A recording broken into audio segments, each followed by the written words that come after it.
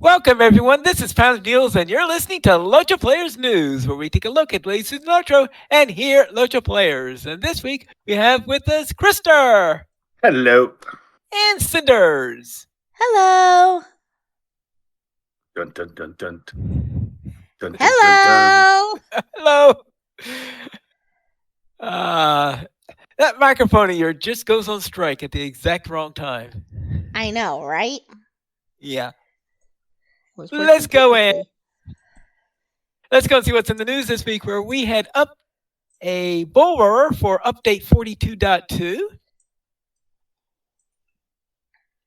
And this update is scheduled to come out on December 4th. So that will be not this Wednesday, but the Wednesday after that.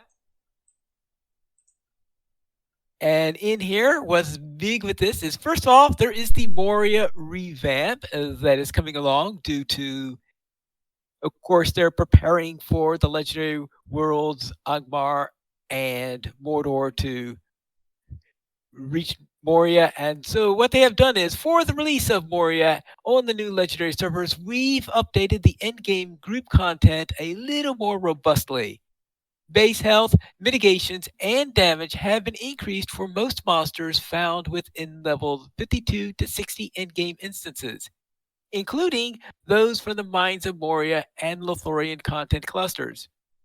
In a handful of boss fights, more targeted adjustments were made to improve the gameplay experience.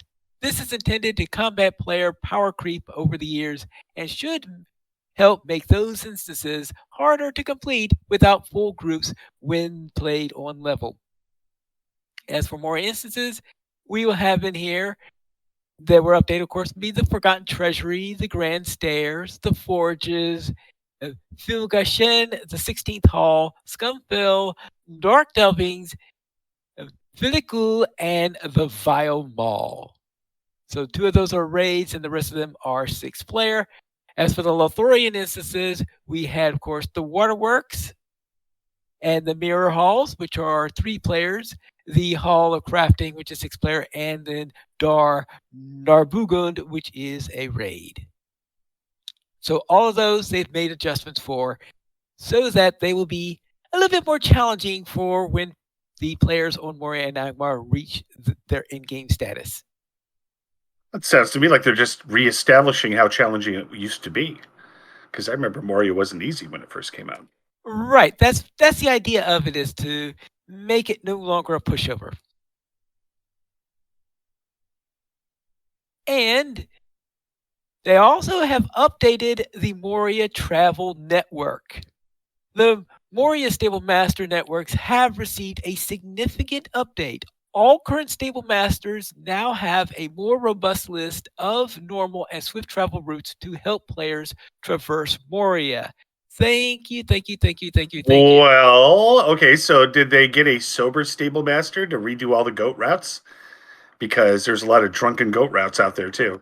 Well, yeah, well, I'm hoping they did that. I know that there was one route in particular that I had tried because I was testing out several routes on there. And there was one where when I arrived, as soon as you get to the point where you're about to hit the stable master, my goat started to literally go in circles. And going around, and around. And fortunately, you just had to hit dismount, and you're pretty much right next to the stable master. See, but they already got you. They spun around 3 times. That was an extra 20 cents. 20 coppers. Well, you got to remember those. They don't charge you by the It's a hidden fee. Oh, a hidden fee. They don't tell you about it. All right. Okay. Anyway, so there was one of them that was a little bit off, and they are tweaking a few more of those. So hopefully they won't be around when they do the actual release. That they'll all be working perfectly by then. But they have never been working perfectly, so that would be okay. We hope that they fix the ones that they're having trouble with, in addition to the new ones that they're having trouble with. Yes, they did add some new destinations. on top of that, and several of the stable masters have more locations that you go to than it. I did go to the 21st Hall and see what stable locations were there, and most of the locations had both slow and swift travel from there, which is great because the 21st Hall was notorious. I think that there were something like only 3 or 4 locations that had swift travel. So first off, most of your locations didn't have you didn't have a link to in the first place, and then when you did, it was a slow and tedious ride when you took the stable master over to there. So it was nice to see swift travel routes available for many of these. And then we had so they did add one to the endurance threshold, which well, endurance threshold I think always had a stable master. They didn't have a connection to the 21st Hall. Without a doubt. So Yeah, that's yeah. cool. That's So very cool. so they did add that. Then they did add one called the Eastern Crossroads, which is a new location and this is right next to the wood to the lumber instance. And some people are suggesting that maybe they should have moved the stable master into the same space where the lumber instance was, so because there's a great deal of orc traffic that is around the stable master location at the location. Well, I don't know if they're going to seriously consider that or not, but it's near the lumber instance, so now there's an easy way to get there because I've always found that one really tough to get to the lumber instance before. So you do have a crossroad over there where it can be. They did add a stable master to the Hall of Flowing Water, which is nice because I found that it's sort of annoying that it's very easy to go one way but not the other way because you had the quest goat I think that went from the Hall of Yeah, Flowing Water down back to the 21st Hall or something like this, but they didn't have a real stable master. But so now they have a real stable master there. that's cool. Okay. Let's see. Then we have now they also added a stable master into the middle of the middle of the flaming pits near where this Ash Crossroads or something like that. Yeah, to the Crossroads of Ash, I think is what it's called. So they have a stable master there now. That one's only a swift. Yeah, but I think that's just out in no man's land out there too, Yeah, right? it So says there was yeah, I right. It's in no man's land. I think it's because you have to go back and forth on quests a couple of times on their way. They decided to add one there, but they decided it was a convenience that was only going to be given to the VIP because one of the differences between Swift and slow stable masters is that Swift travel is only available to VIPs. And in fact, that's why you will see that when you have boat routes or the scout routes in Umbar, there are some of them that are labeled as swift travel, and some that are labeled as slow travel. The difference with them is that the swift is because only the VIPs get the swift travel one, so it's a little bit more convenient if you're a VIP. They also have a place called Nameless Places, which is in the southeast part of the Foundation of Stone, near where you've got the endless stair. Oh no, not near the endless stair. It's near one of the raids locations. yeah, that's where all the Nemos are, right? So Right, that's where all the nameless ones. So it's sort of similar to like the one that you have over at the Vile Mall, which is the Vile Mall one has always been there, but now the Vile Mall is connected to more locations. Like the 21st Hall now has a swift travel route to the Vile Mall, which I think you had to get to. I think you had to get yourself to the Waterworks first before taking a stable master over to the Vile Mall. In other words, there are fewer options back currently. There's now finally a stable master going to Zero Ziegel. I know that Corey Olson was bemoaning that when we were trying to find a good place to a good way to get around because we were at the Chamber Crossroads forever as our main focal point, going out all over the place because we couldn't find a good central location where we could hook up with our Stablemaster route until last week when they finally decided to switch over to the 21st Hall. One part of the reason is because a lot of those places only had one link and nowhere else, such as Zero Yep. Zeagle. Yeah, you're right. And let's see, then we had the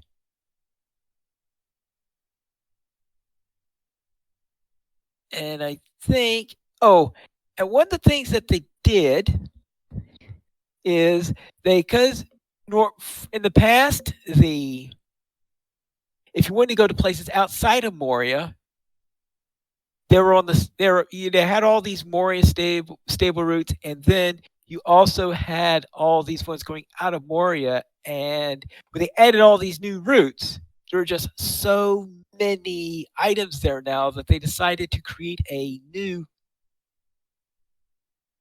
stable master just for going outside of Moria. So there is now a far-ranging stable master that's standing near the regular stable master.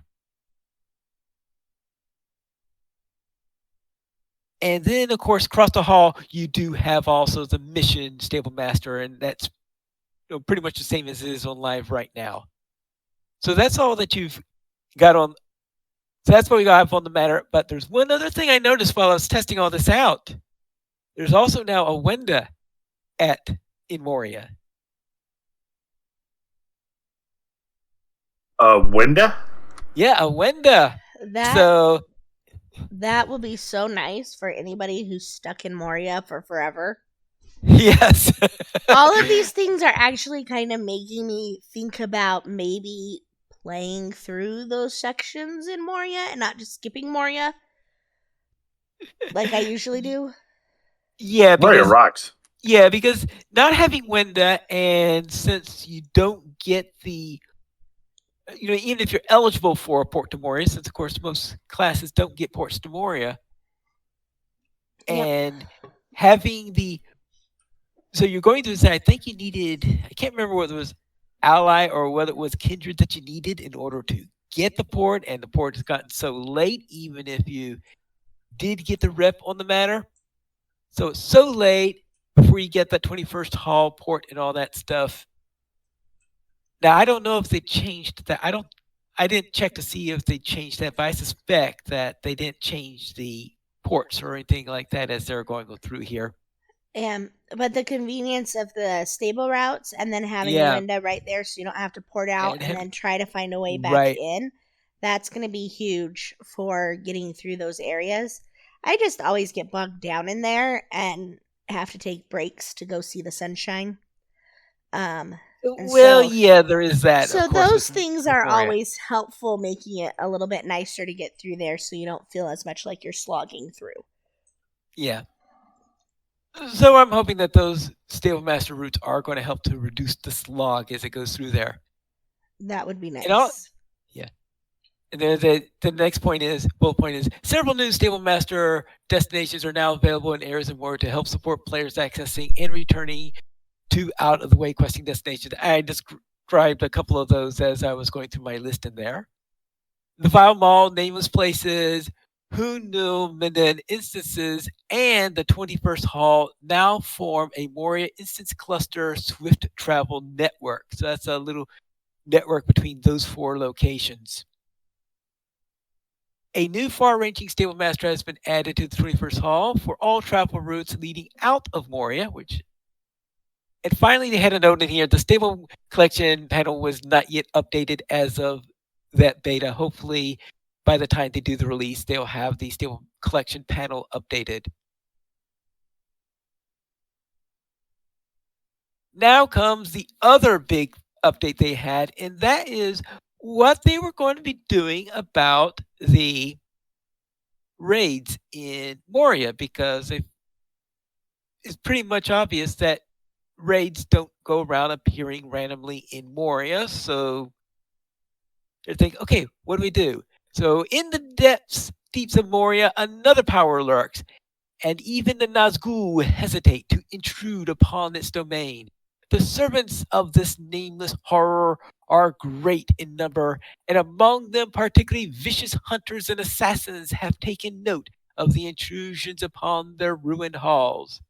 These skilled enemies now stalk in search of prey, often striking from the darkness without warning, and explorers are cautioned to take care not to fall victim to their cunning. The Iron Garrison has formed a bounty hunters guild, placing marks upon these goblin and orc assassins and offering rewards for their elimination. The representative of this guild can be found in the 21st Hall. So, yes, the raids from that appear in the content before Moria are going to be replaced by orc assassins while you're in Moria. Now, I'm going to guess that when you return to Mirkwood, the raids are going to be appearing again, considering who controls Dol Guldur. Right. Yeah. But anyway, so we'll have Moria orc assassins to worry about. Now, of course, this is only for the Angmar, and while the Stable Master Roots update will, of course, affect everyone, and the tweaks to the difficulty of the instances will be for everyone. The orc assassins, of course, will only be on the Angmar and the Mordor servers. And also, speaking of those two servers, they also have an update to the Ring Wraith event where they are reducing the Ring Wraith health by about 30%. Uh-oh. And what? I was just thinking if they're reducing it by 30%, then maybe they were very tough. Mm-hmm. And reduced Ring Wraith skill damage, particularly for the high spike skill, the Umbral Nova, and the Shadow Lance. Wraith portals now last for 30 minutes, and the Wraith Arena will now teleport all players out shortly after victory or the time has expired. This is so that players attempting to enter the portal later can reach other still active layers. In other words, they don't want people popping into the layer after it's well over. So they do shut that thing down pretty quickly now. And there are no restrictions to players re-entering the portal after victory defeat inside one, only that they cannot claim another victory for about 3 hours after a win. So in other words, you can help another group, but you're not going to get any extra credit for doing so. As a rule, you should give the portal about 30 seconds to clear out a layer after it empties out, or you may be re-entering the wrong layer. Yes, of course. Yeah, usual thing. Accumulated dread no longer falls off with death. If you allow them to accumulate, you will become exceedingly fragile as the fight progresses. Glimmers of Hope no longer have a limit to how many players may use them at a time. Glimmers of Hope now heal 10% morale per second, and arena layers no longer reset after victory, but should shut down fairly quickly after players are gone. And those are the planned updates for the Ring Wraith event. And remember that only about half the Ring Wraiths, I think, are related to the event. Use the special Ring Wraith event through the portals and all that stuff. Actually, that's right. Were these these I think are for the portal Ring Wraiths. That I don't think that these affect the regular Ring Wraiths, the ones that appear, because I think half of them appear outside on the landscape and the other half through these special portals. Now, of course, this is coming from someone who's never actually gotten to a high enough level on a character to even attempt a Ring Wraith event, so I could be completely wrong with that. Now, let's go into the release notes, because that was just a preamble. Yes. Okay, classes and skills. Brawlers. Fix the missing connection in Brawlers Fulcrum specialization so that they now correctly gain bonus threat generation from damaging skills. For the champion, fix the tooltip display issue with the dual wield buff from Redline's Weapon Master. And for the Runekeeper, fix the tooltip display issue with Linad of Flame. So not many changes on the matter of classes. For quests, deeds, and adventure areas, Ecoban Valley tasks are now available from the neighborhood task boards listed with a level of 141 through 150 quests. Remember, I am reading the Bulwer release notes here on what's going to be in the December 4th release. So no, you're not going to go there today to the task board in your neighborhood and find them there. This is for December 4th. Made it somewhat easier to obtain the Lion's Roar. Note this change will version the deed. We made a quality of life adjustment to the new reputation containers that you can find on Landscape for the Tail Wardens and the Kentai factions. The change allows you to now use these containers while mounted. All right? And improve the quest flow and animations for the Hilar quest, The Doll Catcher Part 4. All right, that's Part 4. I think that's one that I did just yesterday, and there was this question: is how do you get to? And I'm hoping that's what they're talking about because they didn't give you much hint on how to find the thing that you can look for. The place is completely empty except until you trip over a particular location. So I'm hoping that's what they fixed there. As for instances and skirmishes, the battle for Hootbold and drama sequence has been repaired and the instance should once again be completable. Bingo's dialogue has been restored for the instance Bingo's Burden in week 36 of the Ballad of Bingo Boffin. For the session, the point of decision is once again completable. The instance Short of Stature Great Indeed is once again completable.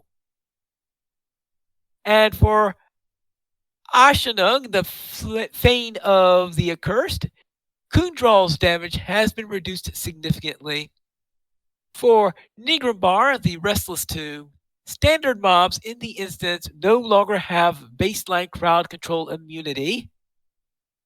Well, okay, that's good. All 3 bosses are now immune to fellowship maneuvers. Well, I'm sure some people aren't happy about that one.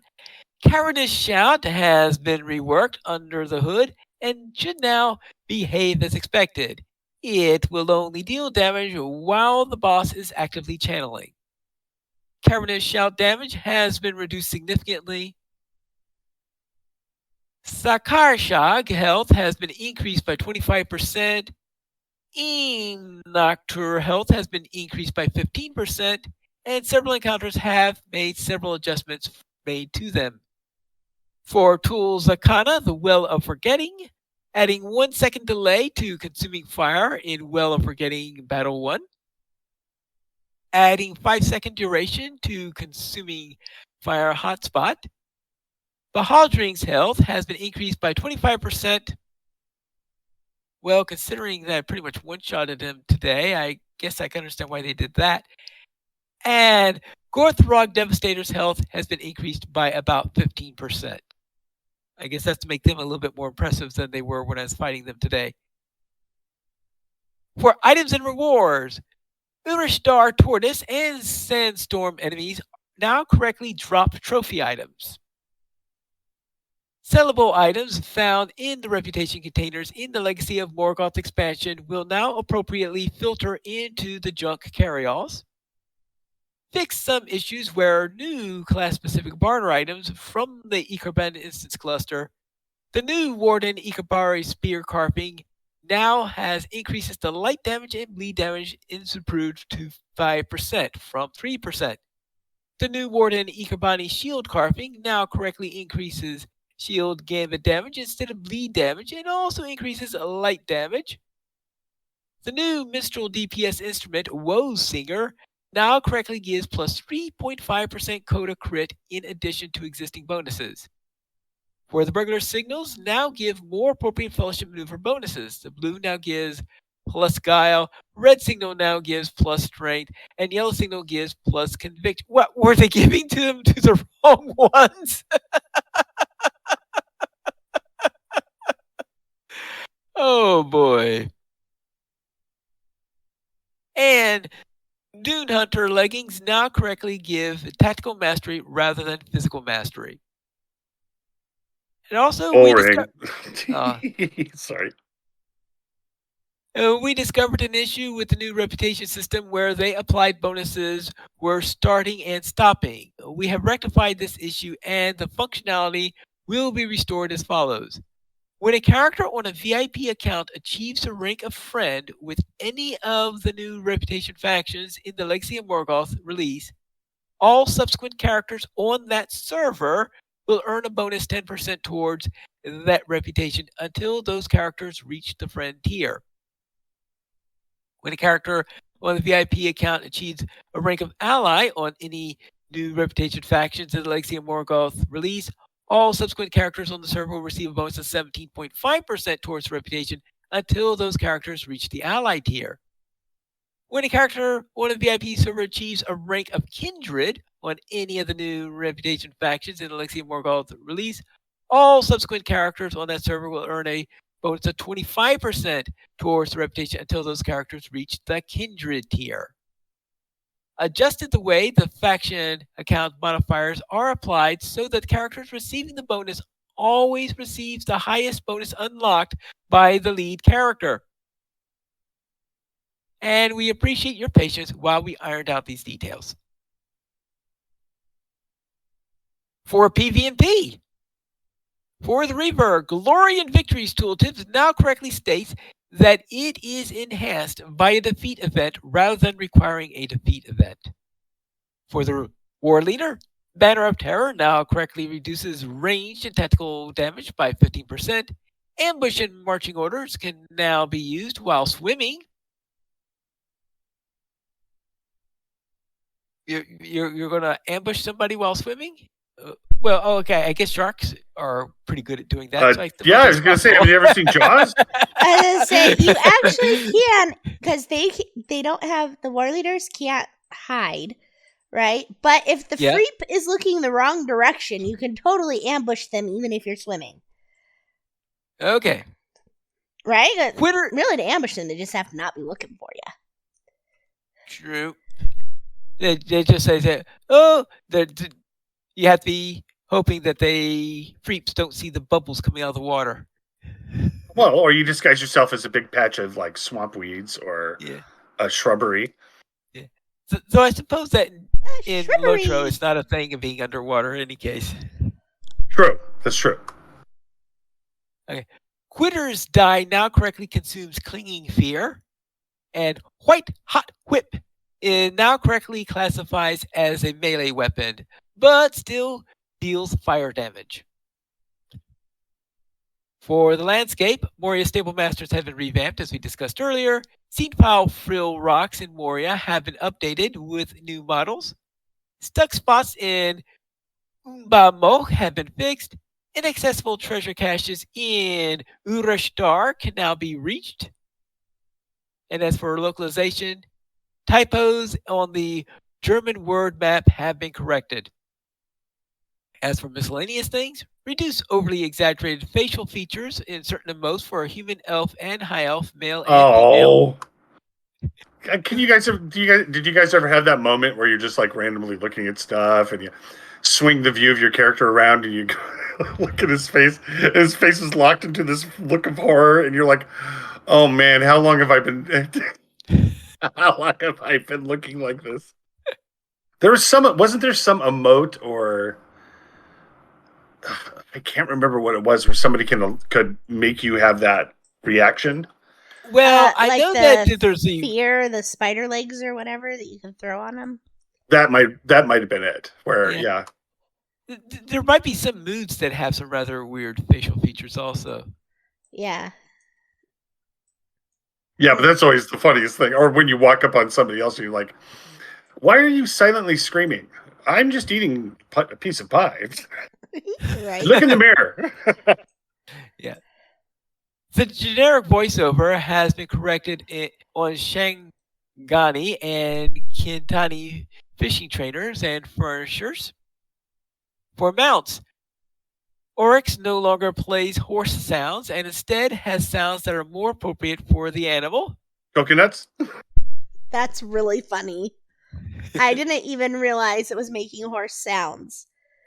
But how many complaints do you suppose they got before they decided that they should fix that?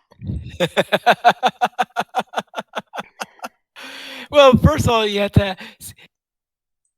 It's how many people have noticed that it's making horse sounds instead of oryx sounds. Like, how many people knows what an oryx sounds like? That's what I was going to say. I Right? mean, how many people have real practical experience riding aurochs? Well, Or even dealing being with in the aurochs in general. vicinity of an aurochs. Yeah. And now they're like, it has sounds that are more appropriate for the animal. What did they give it? Zebra sounds? I don't think a zebra sounds would necessarily. Well, I'm hoping they're giving them oryx sounds.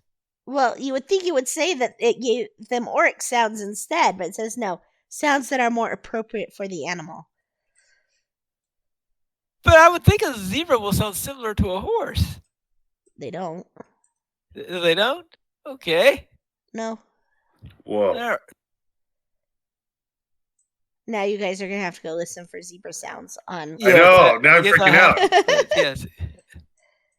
All right. And they fixed a long-standing bug where sound effects in the Path of the Dead would get stuck on the player until relog. All right. Well, that's part of that could be part of that like clinging fear you were referring to earlier, where the sounds just don't go away. You're crazy forever. See, it turned you into one of them. Ooh. The Path of the Pine Leaf. The Path of the Pine Leaf. The Pine Path.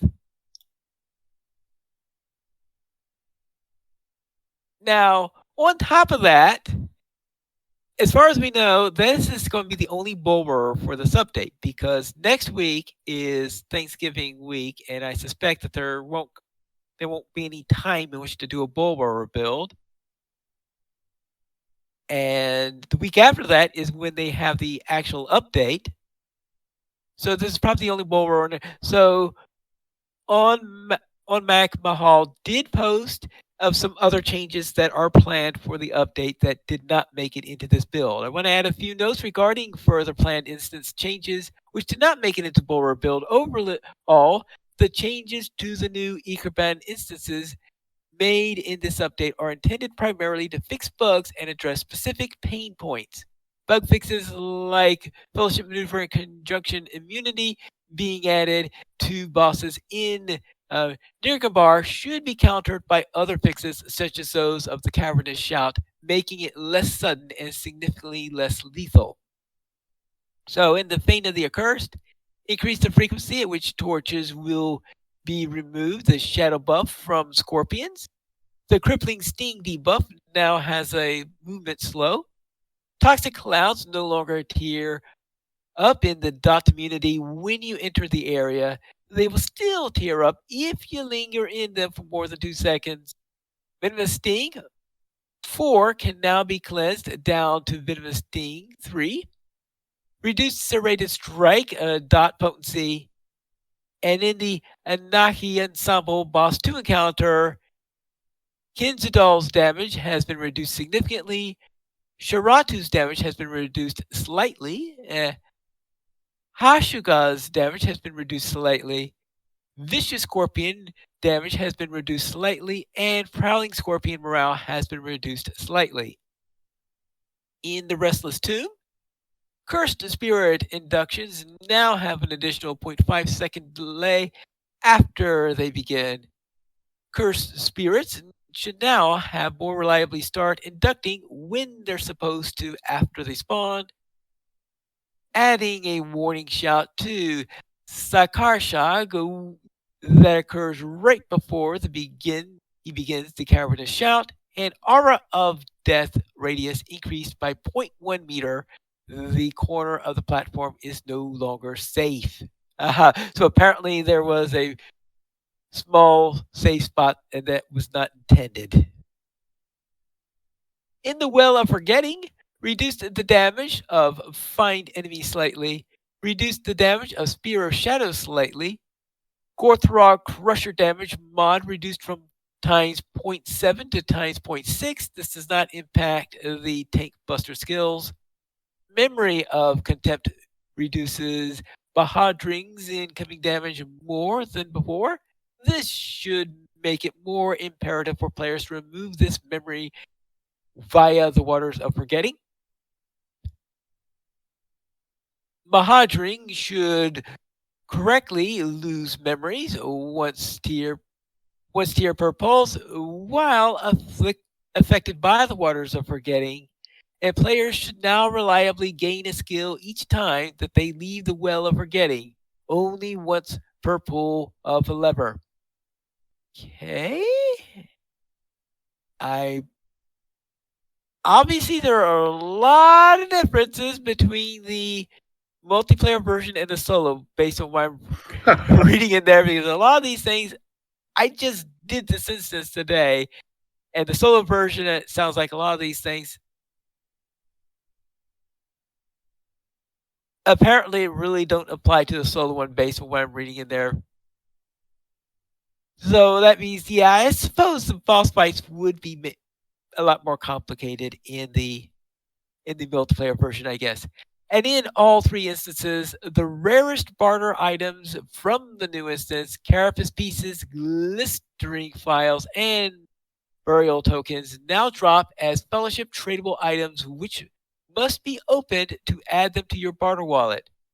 This will mean that groups can choose to redistribute these barter drops amongst the players who completed the instance, but also means that you may need to be on the lookout for these items in your pending inventory. And that's it for the other changes that are planned to be in it when they have the release on, as I said, not this coming Tuesday, but the Tuesday after that, on December 4th.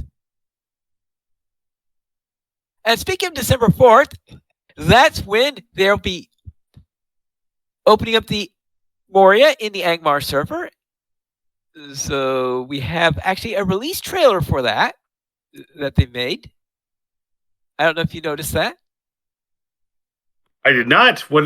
How was it? Did you view it?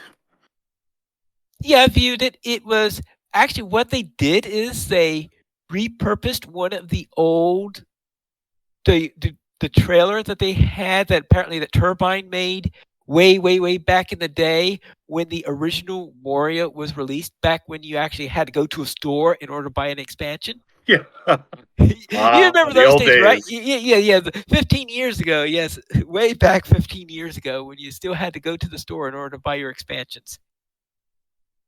Because I think Mirkwood was the first one they had where you had an option, I think, to get it digitally only. It's crazy to think about how much that's changed, because you can't even conceive of going to a store to buy a video game. What?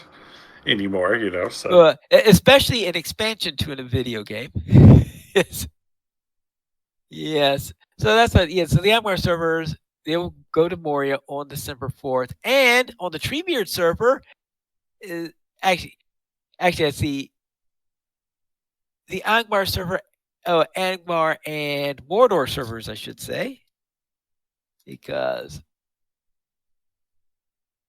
there are two servers that will be going up on December 4th. And, well, three, if you consider that the Treebeard server will be heading into Far Anorian on December 4th. So level cap being increased to 105 there.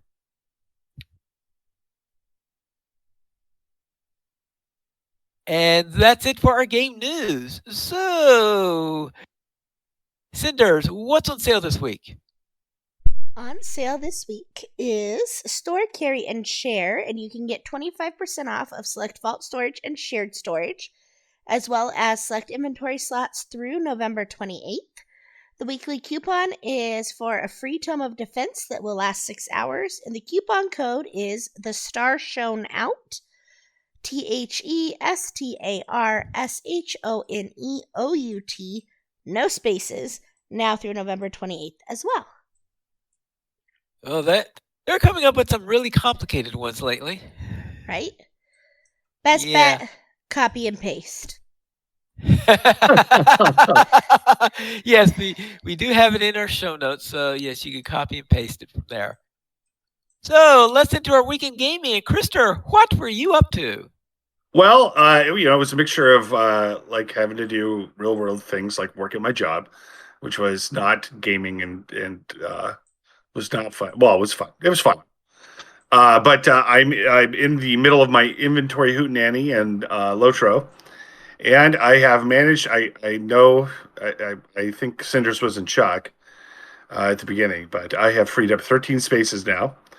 I'm quite proud of myself. I don't want to open any bags or open any boxes or anything. I'm terrified to actually take my character out and collect things. I don't want to kill anything. I don't want to loot anything. I don't want to pick anything up. I don't want to see anything. I don't want to hear anything. I don't. And then maybe if I'm lucky, I'll get 2 more spaces free, and then that'll be the most spaces I've had free in years. So I'm trying to get into a position where I'm getting rid of all of the detritus, but I have to admit there is so much stuff where I know that I will never use it, but I don't want to get rid of it, and I'm getting tired of it. I guess I have to just really make the tough decisions. Okay, so that means you see no evil, kill no evil, and loot no evil. That's right. That's right. Ooh, that's a good idea. That's a good philosophy to live your life by. But so basically, that was my time spent in LOTRO, getting Krister cleaned up, getting my inventory cleaned up, and then did a little bit of Elder Scrolls this week, some Kerbal Space Program, some Dwarven Mining and Deep Rock Galactic, and then a little bit of Starship Evo, and then once again, it was mainly work got me this week. So, Cinders, how about you? So, I spent some time in the new area with Pine Leaf on Monday. And I actually had a lot of fun. Once again, they have knocked it out of the park with their attention to detail. We spotted some things that Pine Leaf hadn't caught on his first run through there. And we got to solve some people's romantic issues.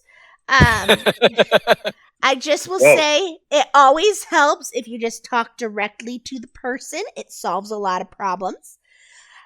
And you don't have to bring other people into it. Especially random strangers. Yeah, there'll be a theme in this particular update. Oh, okay. So, as much as Emeralina loves having her nose in everybody else's business, some things really can be solved by just talking directly to the person. And then I also had work stuff going on, so I really didn't get a chance to play any more than that. I was going to do Friday Night Fights last night. I logged Emeralina in, went through her bags, tried to get some more space, checked to see if I could use the new storage spaces that are, or the shared storage and vault storage. But I've maxed my vault and shared storage out. I can't get any more. Then I was just trying to stay awake for Friday Night Fights and did not manage. So I did not get to do that. But while I was not here last week, I wanted to share what I discovered from doing PvP. I logged back in on my Wargs Blob. It was the first time in about 3 years that I had played, and discovered, much to my dismay, that the backdoors that were disabled a while back had never been brought back, and had instead been replaced with flags that would... You go clear to the top of the keep to turn in all your quests and stuff, and then you have to go clear back down to the bottom of the keep to use the flag that will then take you to the area where you would have initially been if you just popped through the back door in the keep. So that was an interesting discovery, but it really makes the flags kind of pointless, because by that point you're almost out of the keep anyways. You might as well just keep going. And then as I was running around looking at some of the other changes, I discovered that they had some very realistic buffalo patties that had little flies buzzing around them and everything, which was very amusing to me that it got that much detail and attention. Because I don't know of anywhere else in LOTRO where you see animal dung out like that. And so I was just like, what is this lump of brown? Oh, that is what that is. Anyhow. Well, I think 30% of the Silmarillion just has to do with describing cow dung, if I'm not mistaken. Maybe I'm a little bit fuzzy. So. Maybe I'm a little bit fuzzy on that. Besides, even if it were true, LOTRO doesn't have the right to the Silmarillion. Anyhow, So the buffaloes that you can kill for hide and meat, they they do leave little patties all over the ground that are very realistic. Yeah, I noticed that it stuck with me, and I wanted to make sure that I shared it with all of you. For those of you who don't go and play Player versus Monster Player, who might have missed out on that delightful piece of information. Pine Leaf, how was your week? All right. I'll begin with my senior lore master who completed the 3rd region of the new content. So that means I've got one more region left to go. And on my burglar, I joined Friday Night Fights. This is the first time I've seriously played my burglar in a long. Well, I have played it with you, I believe. I believe I was playing my burglar back when we were doing Minas Ithil and we were doing Minas Ithil stuff on. Yes. With your lore master. Yeah. So Yep. I was joining in some content then with Friday Night Fights there. We did a couple of instances in there. Trying to remember which one they see. We did get Gleengast and we did a couple of skirmishes. And we did a third one, which is I always had trouble remembering the name of this one. This is the Watcher wannabe that's in the Vales of Anduin. So down in the Glen area in there with the one where you go there following the River Maiden of the Glen. So we're in there, and I was sort of reluctant in this instance because I have bad memories of this one because I remember it not ever working or anything like that. And we got to the final boss fight, and then we were demonstrating on why I have bad memories of the place. Yeah, we got nowhere near to finishing that thing. Yeah. So much for that. And then in Cascadia, I finally broke 100 because I've never had done that in a game of Cascadia before. So that was nice. And that's it for my weekend gaming. We have no emails to read this week, but if you'd like to send us one, you can send it to podcast@loachplayers.com. The Players Alliance has 2 shows. On Saturdays at 8:30 p.m. Eastern Time, we record Loach Players News and re-record DO Players News when Drac is available. You guys choose our shows at loachplayers.com/live. And that's all for tonight. This is Pine Needles reminding you to skirmish responsibly.